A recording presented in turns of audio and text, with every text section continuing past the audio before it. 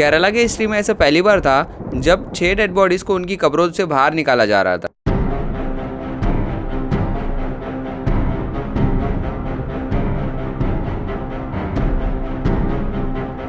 ये 6 dead bodies कोडाताई के बहुत ही इज्जतदार और वेल एजुकेटेड पूनामट्टम फैमिली से थी।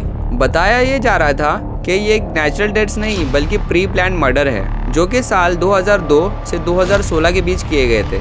और ये भी बताया जा रहा था कि ये मर्डर्स उन्हीं की फैमिली के बहू जॉली जोसेफ ने किए थे। अब जॉली जोसेफ कौन है? क्या वाकई में उसी ने ये मर्डर्स किए थे? और ये मर्डर्स 14 साल तक अनडिटेक्टेड कैसे रहे? आइए जानते हैं आज की इस वीडियो में। मेरा नाम है Rashid and welcome to my YouTube channel Rashid Bin Jameel. इस वीडियो को एंड तक देखना क्योंकि इस केस में ऐसे रेड फ्लैग्स इग्नोर किए गए थे पूनामट्टम फैमिली द्वारा। अगर ये रेड फ्लैग्स पहचान लेते तो इनमें से कुछ मर्डर्स को रोका भी जा सकता था। सबसे पहले पूनामट्टम फैमिली के बारे में समझ लेते हैं। पूनामट्टम फैमिली के हेड थे टॉम थॉमस जो कि एजुकेशन डिपार्टमेंट में काम करते थे। उनकी वाइफ थी अनामा थॉमस जो कि एक प्रोफेसर थी और इनके 3 बच्चे थे। सबसे बड़ा बेटा रॉय थॉमस, छोटा बेटा रोजो थॉमस और सबसे छोटी बहन रेंजी थॉमस। जॉली केरला के एक छोटे से गांव कट्टामन्ना में पली बड़ी थी। वो किसान फैमिली से थी लेकिन जॉली काफ़ी शौकीन मिजाज थी। उसे किसान फैमिली से बाहर आना था और अपने शौक पूरे करने थे। जॉली के एक अंकल थे मैथ्यू मंचार्डियल। वो पूनामट्टम फैमिली के रिलेशन में थे। उन्हीं की घर की पार्टी में जॉली और रॉय मिले और उनका लव अफेयर शुरू हुआ।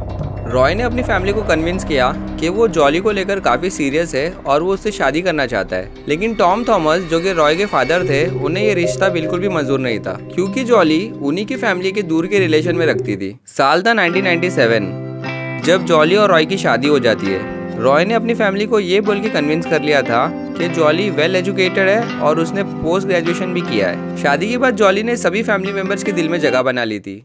वो सभी के साथ अच्छे से रहती थी। शादी के कुछ साल बाद अनामा थॉमस जो कि जॉली की सास थी उन्होंने कहा कि तुम्हें अपना टाइम वेस्ट नहीं करना चाहिए, तुम्हें कोई अच्छी सी जॉब कर लेना चाहिए क्योंकि तुम काफ़ी ज़्यादा पढ़ी लिखी हो। और यहीं से प्रॉब्लम शुरू होना चालू हो गई क्योंकि जॉली जॉब नहीं करना चाहती थी। साल था 2002।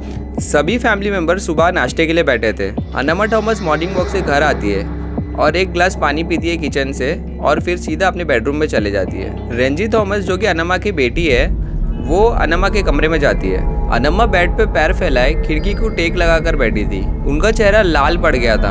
अनामा ने कहा, मुझे सांस नहीं आ रही है, मेरा दम घुट रहा है, शायद मैं मरने वाली हूँ। सभी लोग उनको हॉस्पिटल लेकर के भागे लेकिन बहुत देर हो चुकी थी। अनामा मरते वक्त 57 ईयर्स की थी, इसीलिए फैमिली मेंबर्स ने पोस्टमार्टम करवाना ज़रूरी नहीं समझा। अनामा की मौत के बाद रेंजी ने नोटिस किया कि जॉली में काफ़ी ज़्यादा बदलाव आ गए थे। जॉली को लगा कि उसे भी अगर फैमिली में इज्जत चाहिए तो उसे भी अनामा की तरह टीचर की जॉब करनी होगी। एक दिन जॉली ने टॉम थॉमस जो कि उनके ससुर जी थे उन्हें बताया कि उसे जॉब लग गई है NIT कॉलेज में, वो भी 40,000 पर मंथ। कुछ साल में टॉम थॉमस ने नोटिस किया कि MS मैथ्यू जो कि अनामा के बड़े भाई का बेटा था उसका आना जाना घर में काफ़ी बढ़ गया था और उन्हें ये बात बिल्कुल भी अच्छी नहीं लग रही थी।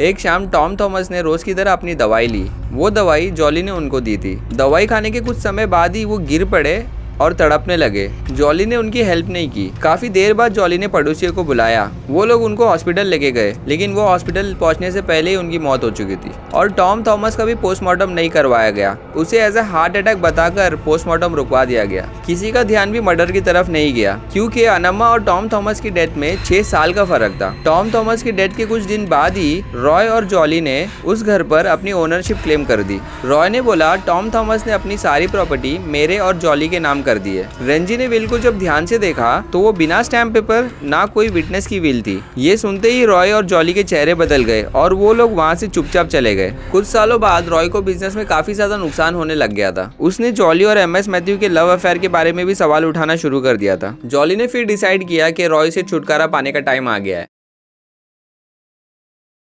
30 सितंबर 2011 की रात रॉय अपने घर आया। रात के खाने में जॉली ने बेलगम राइस और चने की सब्जी बनाई थी। जॉली ने उस रात अपने बच्चों को जल्दी सुला दिया था। खाना खाते ही रॉय को बहुत ज्यादा अनईजी फील होने लगा और वो तुरंत बाथरूम की तरफ भागा और गिर पड़ा। जॉली ने अपने पड़ोसियों को बुलाया। उस पड़ोसी ने देखा कि रॉय दर्द से तड़प रहा है और उसके मुंह से झाग निकल रहा था। तब तक रॉय के अंकल मैथ्यू भी वहाँ पहुँच चुके थे। वो लोग रॉय को हॉस्पिटल लेकर भागे। डॉक्टर ने बताया कि रॉय की मौत हो गई है।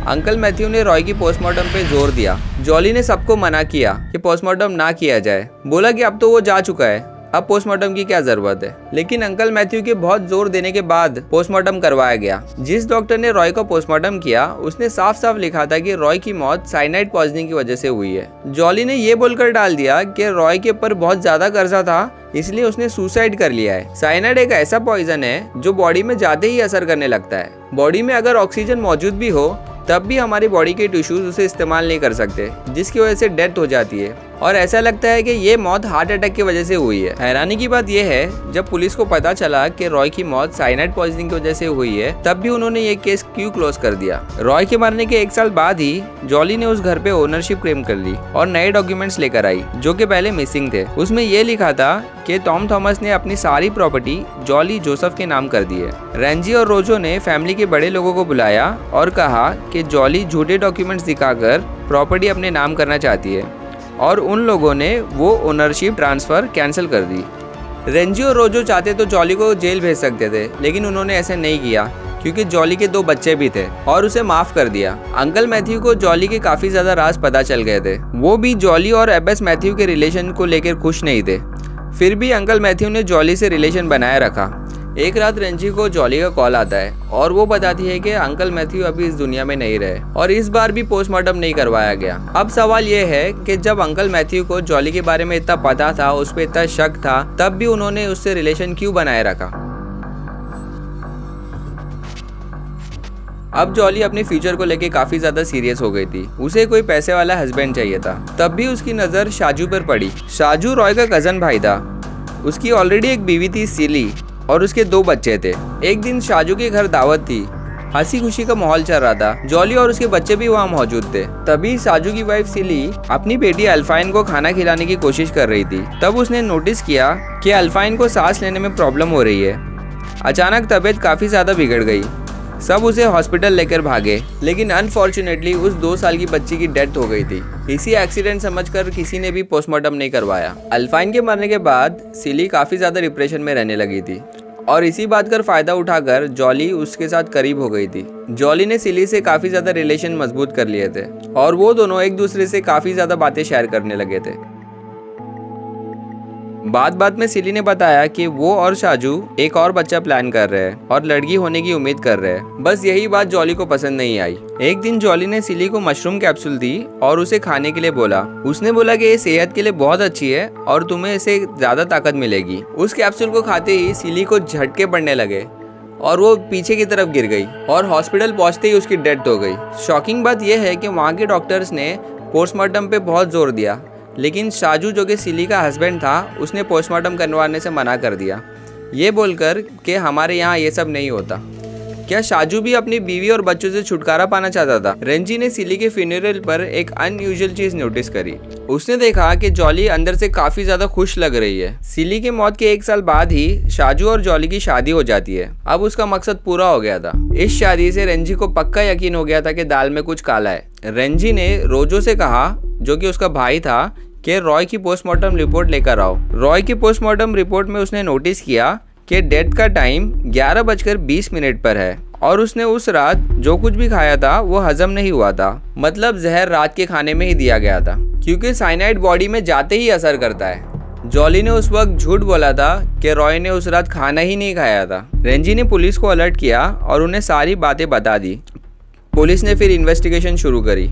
सबसे पहले ये सामने आया कि जॉली एज ए टीचर जहाँ पढ़ाने का काम करती थी NIT कॉलेज में, वो सबसे बड़ा झूठ था। कॉलेज डिपार्टमेंट ने कहा कि ऐसी कोई औरत यहाँ काम नहीं करती है। फिर पुलिस ने इन्वेस्टिगेट किया जॉली के सर्टिफिकेट्स के बारे में। उसने बताया कि वो पोस्ट ग्रेजुएट है, लेकिन वो भी फेक निकले। जॉली सिर्फ 12th पास थी। जॉली को जब ये सब पता चला तो उसने रेंजी को धमकी भी दी कि अपना केस वापस ले लो, लेकिन रेंजी पीछे नहीं हटी। पुलिस ने सारे 6 डेड बॉडीज को फोरेंसिक टेस्ट करने का फैसला किया, इसलिए सारी 6 डेड बॉडीज को अपनी कब्रों से बाहर निकाला जा रहा था। जब फोरेंसिक रिजल्ट्स के टेस्ट बाहर आए तो रॉय और सिली दोनों के बॉडी में साइनाइड पाया गया। अक्टूबर 2019 को जॉली को अरेस्ट कर लिया जाता है और साथ ही उसके एक्स बॉयफ्रेंड MS मैथ्यू को भी अरेस्ट कर लिया जाता है, क्योंकि उसी ने उसको साइनाइड सप्लाई किया था। MS मैथ्यू एक ज्वेलरी शॉप में काम करता था। ज्वेलरी पॉलिश करने के लिए साइनाइड इस्तेमाल होता था वो वहीं से चोरी छुपे साइनाइड जॉली को सप्लाई करता था।